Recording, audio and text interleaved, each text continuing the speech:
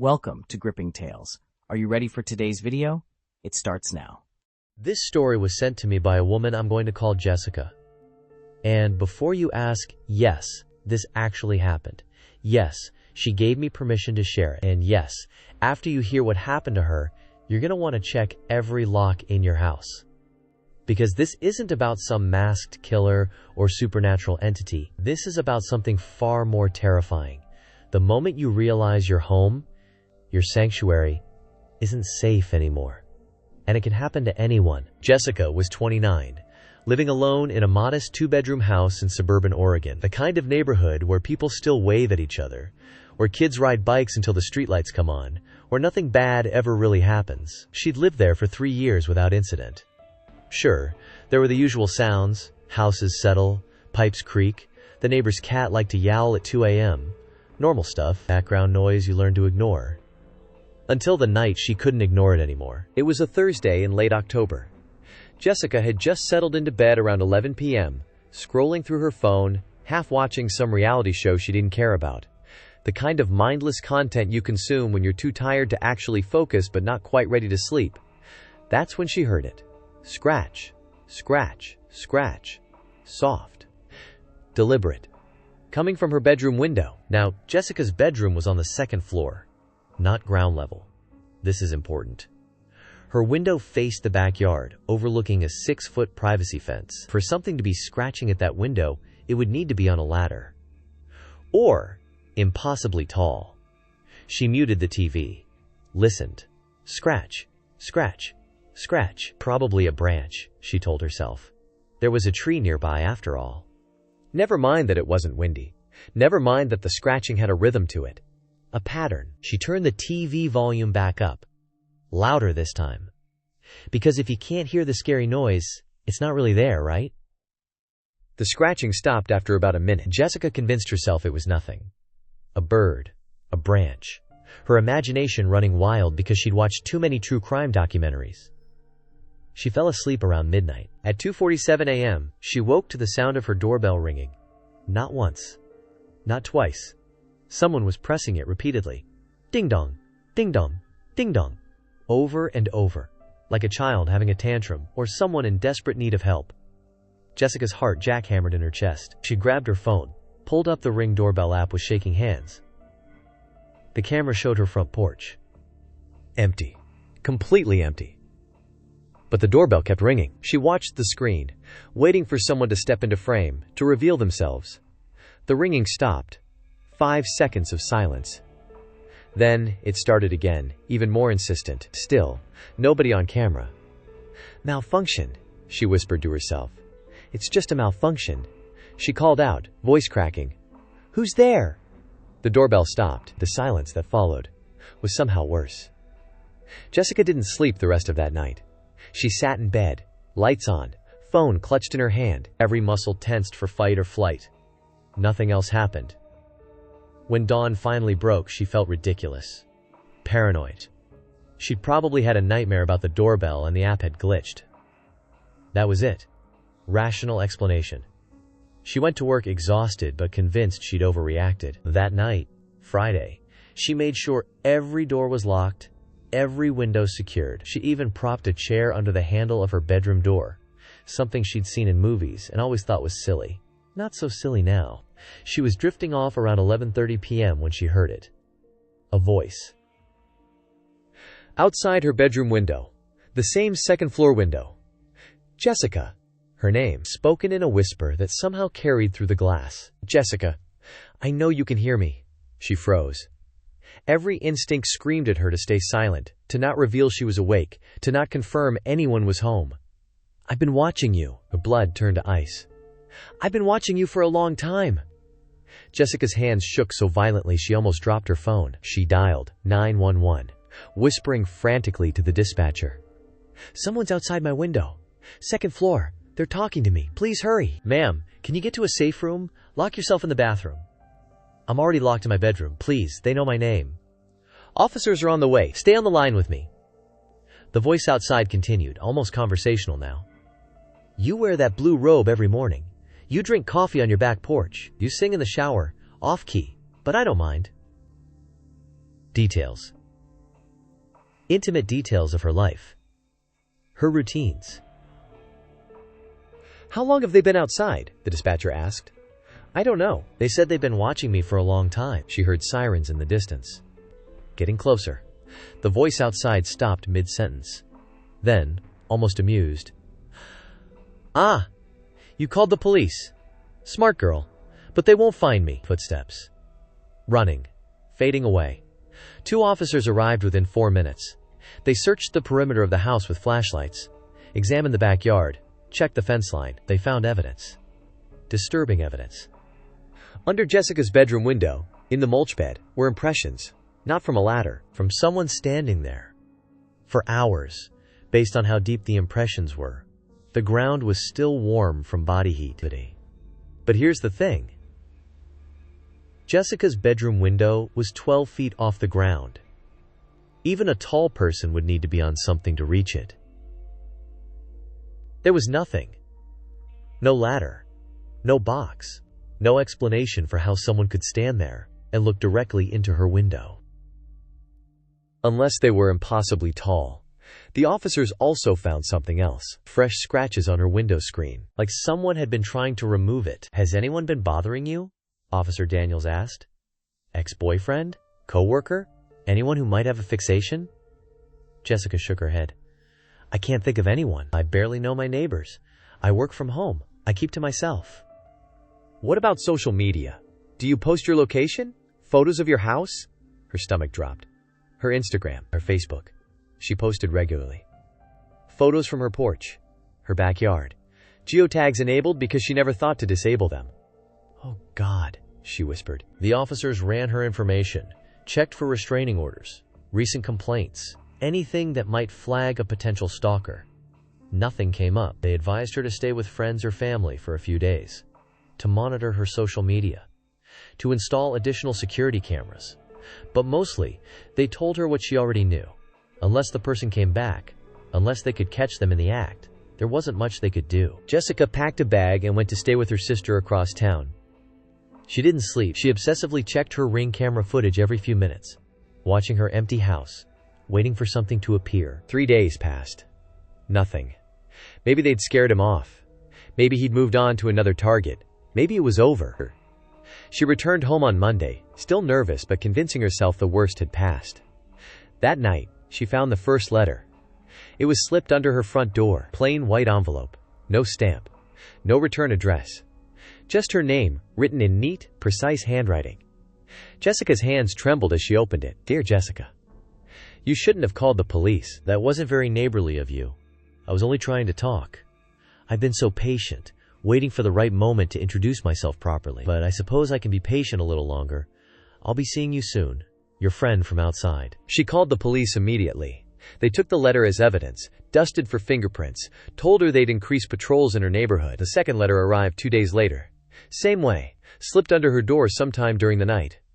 "I like the new cameras you installed. Very thorough. But you missed one spot." Jessica checked every camera angle, every blind spot. She couldn't find what he was talking about, which meant he knew her house better than she did. The third letter came a week later. "I saw you looking for me on your cameras. You were so close. I was in the oak tree in your backyard while you searched. I could see you through your kitchen window. You looked scared. Don't be scared. I would never hurt you. I just want to be close to you." Jessica was unraveling. She couldn't eat, couldn't sleep, couldn't focus on anything except the feeling of being watched. Because he was watching. Always watching. And she couldn't figure out how. Her sister suggested she move. Just pack up and leave. Start over somewhere new. But Jessica was angry now. Violated. This was her home. Some creep wasn't going to drive her out of it. She decided to set a trap. Working with Officer Daniels, who'd taken a personal interest in her case, they installed hidden cameras. Not the obvious Ring doorbells or outdoor security cams, tiny, concealed ones. In the bushes. In the tree line. Covering every angle. And then they waited. Jessica continued her routines. Posted on social media. Acted like everything was normal. Bait. 3 days later, at 2:30 a.m., the motion sensors went off. The footage showed a figure approaching the house. Medium height, dark hoodie, face obscured, moving confidently, like they'd done this 100 times. But they didn't go to the windows. They went to the back door. And they pulled out a key. A key. Jessica watched in horror as the figure unlocked her back door, the one she'd checked 3 times before bed, and stepped inside, into her home. While she was sleeping upstairs, Officer Daniels, who was monitoring the feed from his patrol car, radioed for backup and rushed inside. They caught the intruder in Jessica's kitchen, standing there calmly, like they belonged there. When they pulled back the hood, Jessica couldn't process what she was seeing. It was Sarah. Her friend Sarah.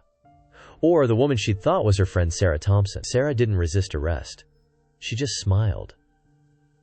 That's what Jessica remembered most. The smile. Calm. Almost pleased with herself. At the station, Sarah confessed to everything. The scratching. The doorbell. The voice outside. The letters. She'd been stalking Jessica for 8 months. Ever since they'd met at a yoga class. I just wanted to be close to her, Sarah told the detective, her voice eerily casual. She was so kind to me, so friendly. I thought we had a connection. But it wasn't romantic. It wasn't sexual. It was something more disturbing, an obsessive need to insert herself into Jessica's life. To be needed.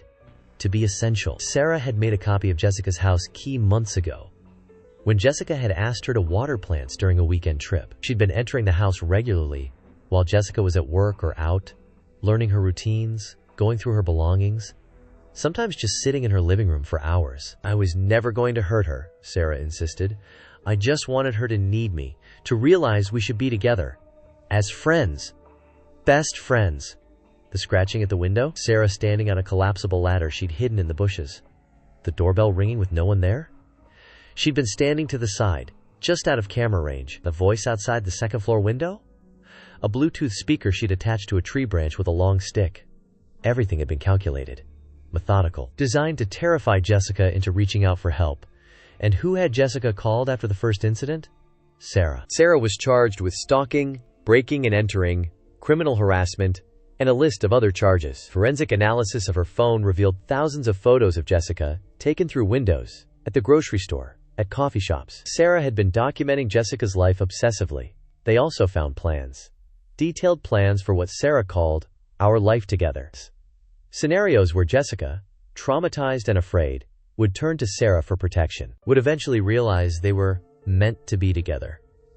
In Sarah's apartment, they found a shrine. Photos of Jessica covering an entire wall, articles of clothing Sarah had stolen from her house. A journal filled with entries detailing every interaction, every conversation, every moment she'd observed Jessica. January 15th. Jessica smiled at me at yoga. A real smile. She understands our connection. March 3rd. Jessica gave me a key to her house. She trusts me completely. We're getting closer. July 22nd. Jessica told me about her ex-boyfriend. She shared something personal with me.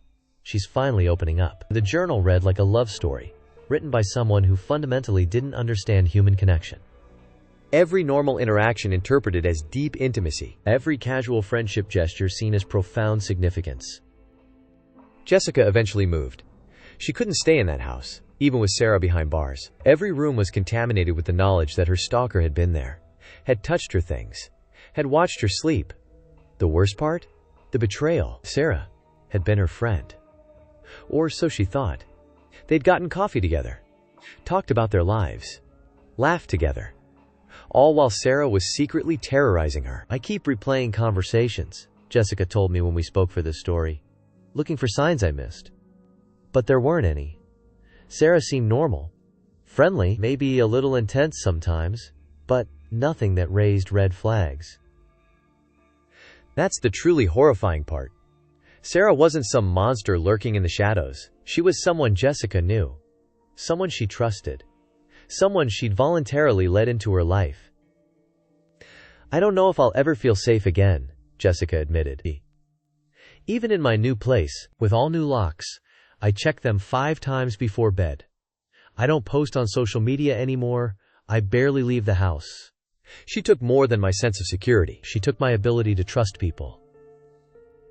Sarah's trial is scheduled for next month. She's pleaded not guilty by reason of mental defect, claiming she has an undiagnosed attachment disorder that made her unable to understand her actions were wrong. Jessica will have to testify, relive everything, face the woman who stalked her for months. But here's the part that keeps Jessica awake at night. The part that made her want to share this story. The part that should terrify all of us. 2 weeks ago, Jessica received an email from an anonymous account. No subject line, just a brief message. I understand what you're going through. What Sarah did to you happened to me too, 3 years ago. In California. She used a different name then. Emily Parker. I testified at her trial. She was convicted, did 2 years in psychiatric care. I thought it was over. Jessica immediately forwarded it to the police. They investigated. Found court records. A woman named Emily Parker, who looked exactly like Sarah Thompson, had been convicted of stalking in Sacramento in 2020. The victim's story was nearly identical to Jessica's. The same escalating pattern. The same betrayal of friendship. The same meticulous planning. Emily Parker was released in 2022 due to overcrowding and significant improvement. She was supposed to be under supervision, supposed to be in therapy, supposed to be monitored. Instead, she changed her name to Sarah Thompson, moved to Oregon, and started over. Found a new target. Executed the same playbook. Which means this wasn't Sarah's second time. It was likely her third, fourth, maybe more. And here's the question that haunts Jessica, that should haunt all of us. How many others are out there? How many stalkers are living among us right now, hidden behind friendly smiles and casual conversations, carefully selecting their next target? Sarah, or Emily, or whoever she really is, was caught because Jessica fought back. Because she installed cameras. Because she refused to be driven from her home. But how many victims don't fight back, don't report, suffer in silence because they're embarrassed or scared, or because, like Jessica, they trusted their stalker? The detective on Jessica's case told her something chilling. Stalking is one of the most underreported crimes in America. And the stalkers who get caught, they're usually the careless ones. The ones who escalate to violence. The patient ones, the meticulous ones, the ones who know how to stay just barely on the legal side of things, we never catch them. Because we don't even know they exist. Sarah was caught by luck. By Jessica's paranoia. By a hidden camera in the right place at the right time. But she'd been successfully stalking people for years. Refining her methods. Learning from mistakes. Getting better at it. Jessica asked me to share her story because she wants people to know. It can happen to anyone. Your stalker isn't always a stranger. Sometimes, it's the friendly neighbor who brings you cookies. The coworker who always offers to help. The yoga class acquaintance who seems a little too interested in your life. And the signs? They're easy to miss. Easy to rationalize. Easy to dismiss as coincidence or paranoia until it's too late. If you feel watched, Jessica told me, her voice steady but tired, trust that feeling. If someone seems too interested in your routines, your schedule, your personal life, pay attention. Don't dismiss it because they seem nice. Don't ignore it because you don't want to be rude. She paused, then added, and for God's sakes, change your locks. Regularly, even if you trust the person who has a key. I asked her if she'd ever feel truly safe again. She was quiet for a long moment. Then, I don't know. But I'm alive. I'm talking about it. That's more than some victims get. Before we ended our interview, Jessica mentioned something that made my blood run cold. The anonymous email I received? The one from Sarah's previous victim? I tried to respond, to thank her for coming forward, to connect with someone who understood. What happened? I asked. The email address was fake. Didn't exist. The message bounced back. Silence on the line.